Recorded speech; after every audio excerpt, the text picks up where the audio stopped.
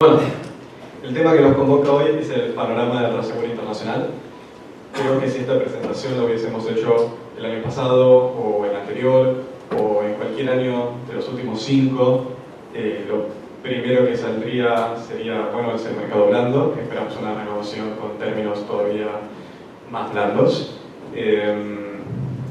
Y afortunadamente me toca hacer la presentación en un año en el que puedo contar algo un poco distinto. Espero.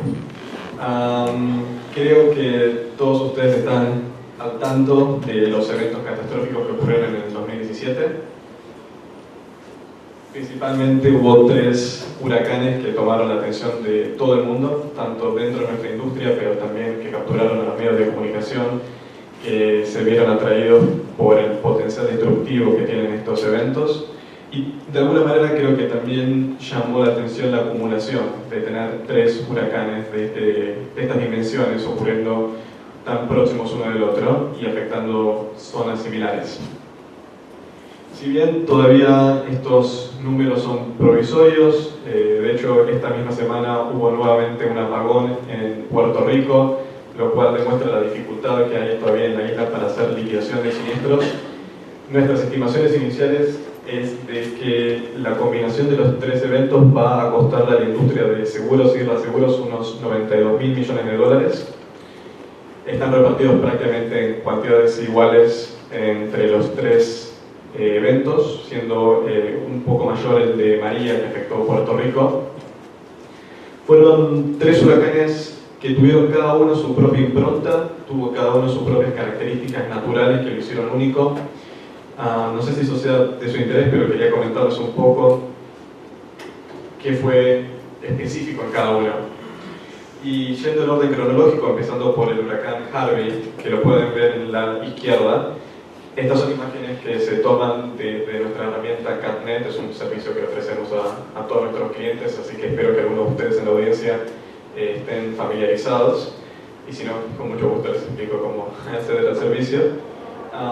El huracán que ven en la izquierda es el huracán Harvey, y lo que lo hizo singular es que fue el que más lluvias trajo en la historia que tenemos registrada. Se registraron en Houston hasta 1,5 metros de lluvias. Fue un huracán entonces que provocó serios daños, pero no asociados a las velocidades de los vientos, sino exclusivamente inundaciones, y creo que es un tema que repercute muy fuerte acá en Argentina. De hecho, la situación de cobertura de inundación en Houston no es del todo distinta que la que tenemos nosotros cuando se trata de inundación. Y hablamos hace poco y escuchamos desde la superintendencia también de Pedro algunas comparaciones entre países emergentes y economías más desarrolladas, pero en el caso de inundación parece ser que Estados Unidos tampoco escapa a algunas dinámicas de falta de coberturas. Estimamos que en Houston se destruyeron 500.000 autos, se inundaron 200.000 casas, pero solamente 20% de esas residencias tenían cobertura para inundación. Básicamente, y en promedio por año en Estados Unidos se esperan 15.000 millones de dólares de pérdidas por inundación y se protegen 5.000 millones de dólares, un tercio. O sea, hay una enorme brecha de cobertura a pesar de todo el potencial y todo lo que tiene desarrollado ese mercado. La parte de inundación todavía está en el debe. El siguiente huracán fue Irma.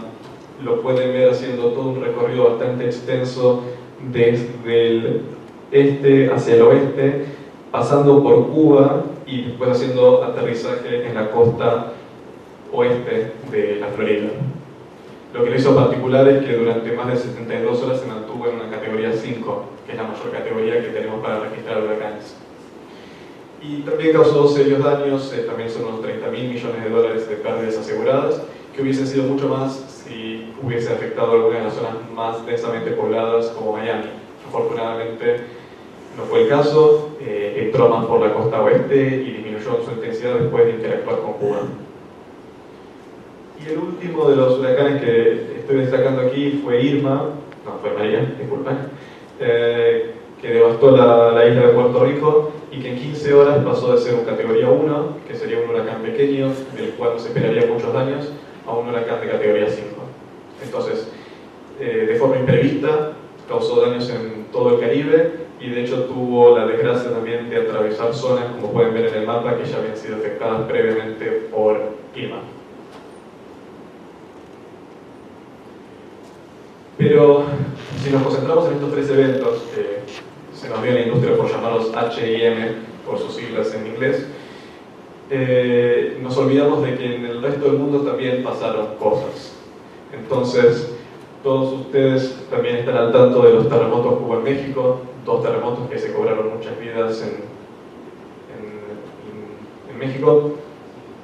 Hubo 2 focos de incendio distintos, o 2 eventos distintos, porque cada evento tuvo varios focos de siniestros forestales en California, también los hubo en Portugal.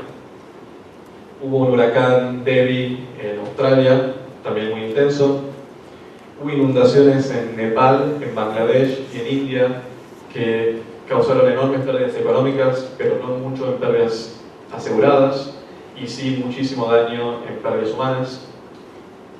Y también tuvimos daños por heladas en Europa, que afectaron toda la cosecha vinícola en Francia. Cuando sumamos todo esto, el total ahora ya es 144.000 millones de dólares para el año 2017 por fenómenos catastróficos. Y esto hace que 2017 pase en la historia como el año más costoso para la industria de seguros y reaseguros desde donde tenemos registros, que son más o menos unos 50 años. Pero, dicho eso, 2017 no es en lo absoluto un año, digamos, fuera de lo esperado. Si ustedes ven en la gráfica que presento a la izquierda, las pérdidas aseguradas en el año 2017 son muy parecidas a las del año 2005 y a las del año 2011. Entonces estamos todavía hablando de pérdidas que están dentro de los niveles que esperamos y dentro de los niveles que ya hemos observado y dentro de los niveles que probablemente vamos a continuar observando en años venideros. Comentando brevemente sobre estos años, el 2005 fue un año tal vez semejante al del 2017, también es recordado por una trifecta de huracanes muy severos que afectaron a Nueva Orleans. El más famoso de ellos fue Katrina, pero también estuvo Wilma, también estuvo Rita ese mismo año. Mientras que en el año 2011 lo más preponderante fueron desastres del otro lado del Pacífico, fueron en Japón, hubo un tsunami, también todos ustedes deben recordar muy bien, y un conjunto de terremotos en Nueva Zelanda, además de las inundaciones que también mencionamos de Tailandia, que desafortunadamente se cobraron muchísimas vidas y no tuvieron ese correlato en pérdidas aseguradas. Entonces, si pudieses llegar a una conclusión en este primer análisis, es que el 2017 no fue un evento excepcional. Es un evento dentro de lo que podemos esperar para nuestra industria. Para eso estamos. Y como hablaba antes de esas situaciones donde se acumulan más de un evento, más de un huracán en un mismo año, pensamos en buscar de los últimos 100 años cuáles habían sido años en donde se registraron 4 o más huracanes de las categorías más altas, que son las categorías 4 y 5. Y probablemente ustedes puedan ver que de esos 11 años tenemos unos 6, empezando en 1999 y llegando hacia la última década, las últimas 2 décadas, disculpas, lo cual pareciera indicar que estamos todavía atravesando una etapa muy activa de huracanes en el Atlántico Norte. Esto es muy difícil de predecir, no podemos decirlo con ciencia cierta si esto está vinculado al calentamiento global, no podemos decir con ciencia cierta si vamos a tener una temporada de huracanes muy activa en el 2018, aunque las primeras estimaciones dicen que sí, pero lo que sí sabemos es que algunos factores que conducen a la formación de huracanes, como por ejemplo una temperatura elevada en la superficie del mar, siguen estando presentes, tienen oscilaciones de largo plazo que se miden en décadas, con lo cual ese fenómeno sigue presente y puede o no derivar en que tengamos un 2018 semejante al 2017. Pero creo que uno de los análisis que más nos interesa a nosotros es el que vincula esas pérdidas, que ustedes pueden ver en la gráfica como barras en azul, desde el año 94, con 2 fenómenos más. Uno es el capital que hay en la industria, El capital tradicional lo pueden ver en el fondo gris, y el incremento en lo que llamamos capital no tradicional, el mercado no tradicional de reaseguro, que lo ven en un gris más oscuro, que se hace bastante importante en los últimos 10 años. Y en la medida que también vemos ese aumento de capital, vimos una coincidencia de 5 años o 6 años de una actividad bastante benigna en el mundo. Fueron desde el 2011 hasta el año pasado 5 años en los que la actividad de la naturaleza, de fenómenos naturales, estuvo por debajo de lo que esperábamos, y eso, en una coincidencia con una abundancia de capital, llevó los precios de reaseguro y de seguros a la baja. Es el famoso mercado blando al que me refería antes, y incluimos en esta gráfica un pequeño índice en rojo que busca reflejar eso.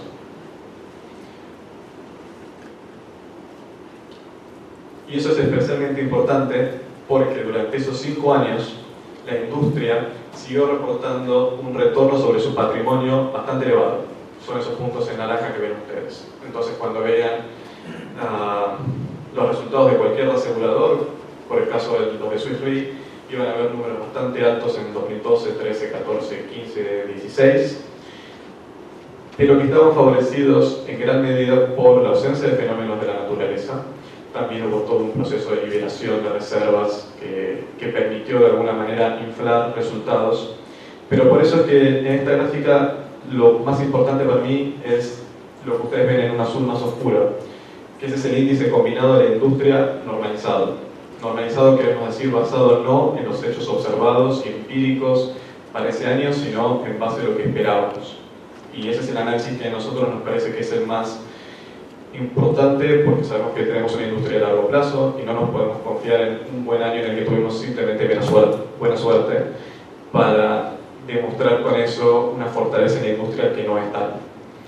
Si uno observa desde el año 2013 en adelante y calculado sobre una base de índice combinado normalizado, el retorno de la industria fue por debajo de su costo de capital. Y una industria que no puede ganar su propio costo de capital es una industria que no va a existir. Quizás ahí puedo tomar unas palabras de Pedro, que dijo preguntó si existe seguro sin reaseguro. Yo me atrevo a decir que no existe reaseguro si no se puede ganar el costo de capital, y después la conclusión sobre el seguro se la dejo a los que me saben. Pero de todas maneras, el número más importante no son los 144.000 millones de dólares que esperamos que la industria pague por los eventos del 2017, sino los 193.000 millones de dólares que no van a pagar nadie. Ese es el tamaño de la brecha de cobertura para el año 2017. Son pérdidas económicas, son pérdidas reales, son pérdidas que existen y que son soportadas por individuos, por familias, por empresas, por gobiernos, y que no estamos asegurando actualmente. Y eso nos interpela a nosotros como industria, porque más de la mitad de las pérdidas no las estamos cubriendo, no estamos participando en más de la mitad de nuestro potencial de mercado. Entonces, al principio de la conversación les dije que el tema había sido precios, cómo iban a ser los precios durante los últimos 5 años en el mercado blanco, cómo van a ser a partir de este año. Quizás una mejor pregunta es cómo vamos a acceder a todas esas personas que no están aseguradas, y esto es un problema a nivel mundial, y esto es un problema mayor en Argentina y en América Latina. También para mostrar que el año 2017 no fue tampoco un año excepcional. De hecho, 2017 fue un año en el que el porcentaje de pérdidas aseguradas fue de hecho mayor que en años pretéritos y en el promedio de los últimos 10 años. Ustedes pueden ver en una línea roja ese promedio de pérdidas económicas basadas en una media móvil de 10 años que crecen a un ritmo bastante acelerado. Cada año son más frecuentes estos fenómenos, son más severos, son mayores las pérdidas, pero las pérdidas aseguradas, que es la línea por debajo, crecen a un ritmo bastante lento. No estamos alcanzando el ritmo de crecimiento que deberíamos como industria, y por eso es que la brecha de cobertura, la diferencia entre ambas curvas, es cada vez mayor.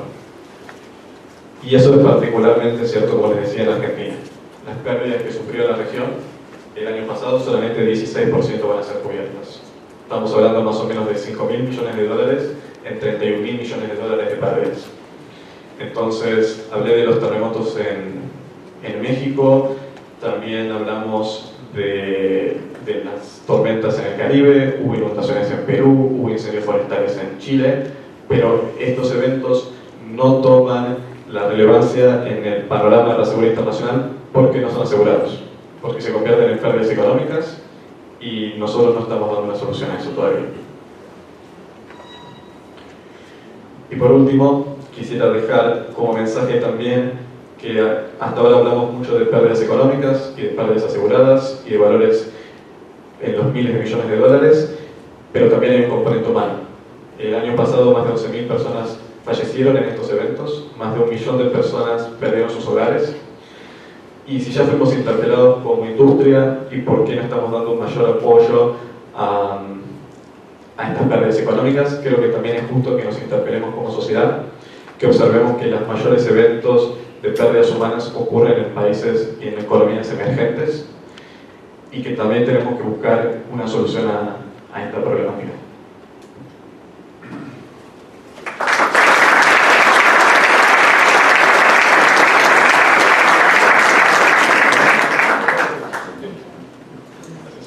Bueno, muchas gracias. ¿Preguntas? Yo tengo.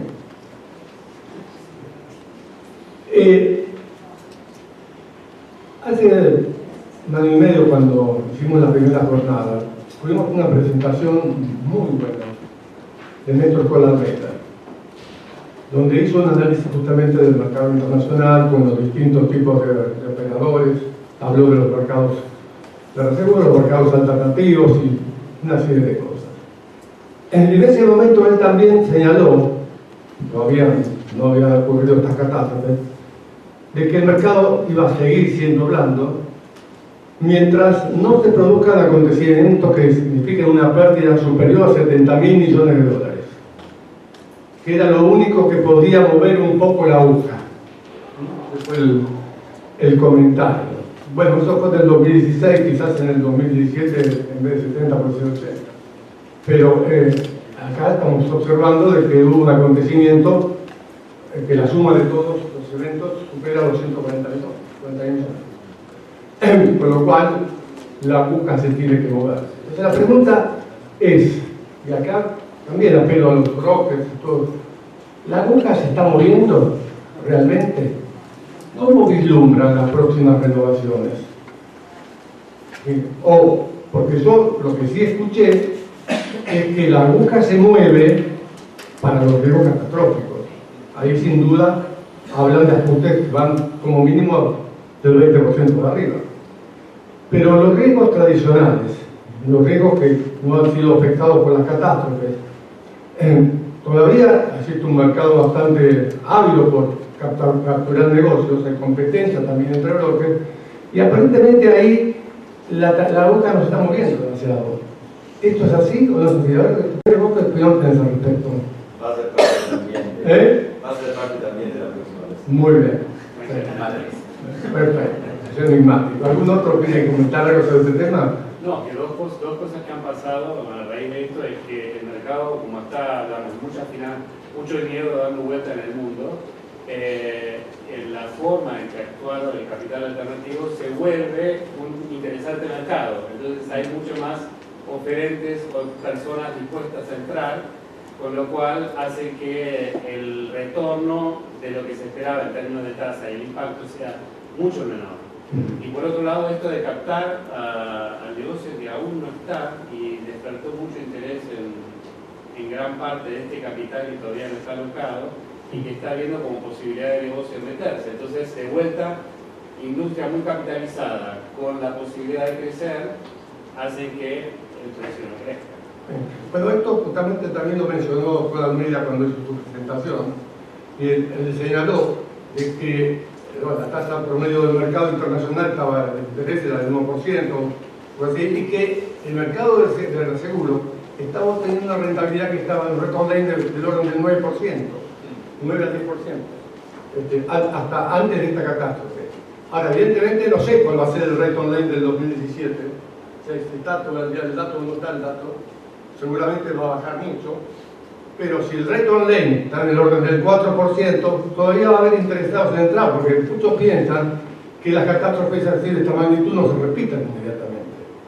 Y de hecho, lo que ocurrió en los últimos años, lo ha demostrado, porque tuvieron 10 años de vacas gordas, como dicen, para que le vengan un año de vacas flacas.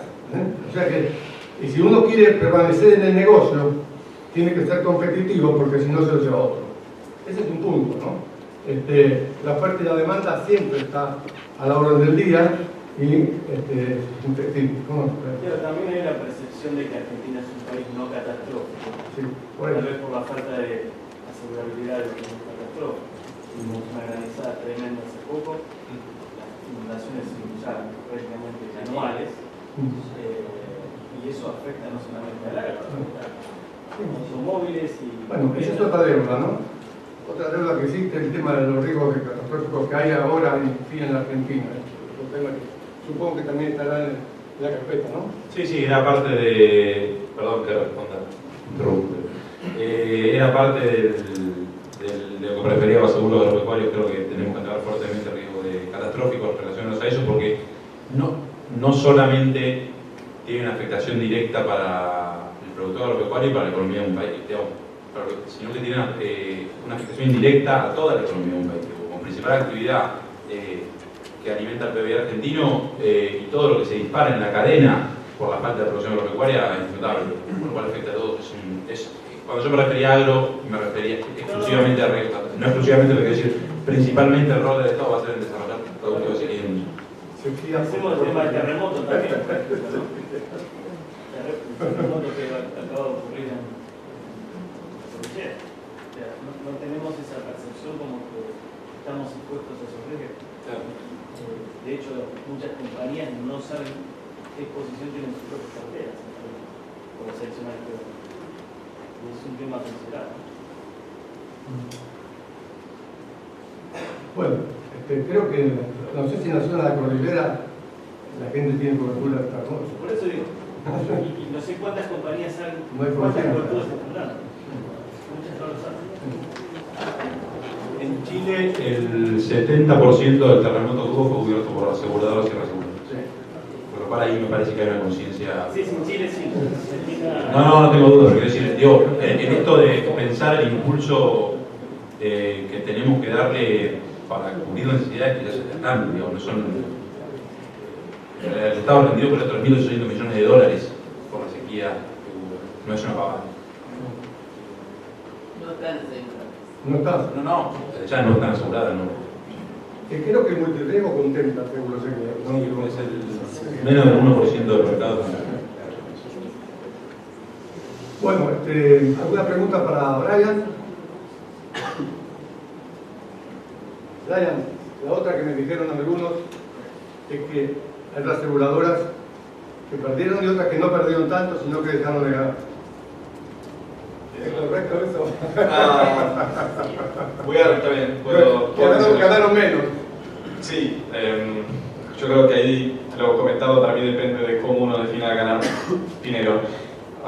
Puedo hablar específicamente de Swiss Re. Nosotros cerramos nuestro balance en 2017 con un beneficio de 331 millones de dólares. Eso fue más o menos equivalente a 1% sobre nuestro patrimonio. ¿Ganamos dinero? Sí, tenemos 331 millones de dólares más que antes, entonces ganamos dinero. Hubiésemos ganado más si me iba a la playa y poníamos la plata en un plazo fijo.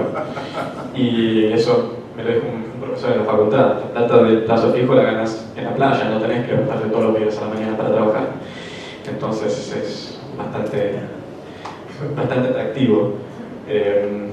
Creo que la industria estimamos que va a cerrar digamos, en un punto de equilibrio, un 0% de retorno. Muy bien. ¿Sí? Bueno, Brian, muchas gracias. Realmente.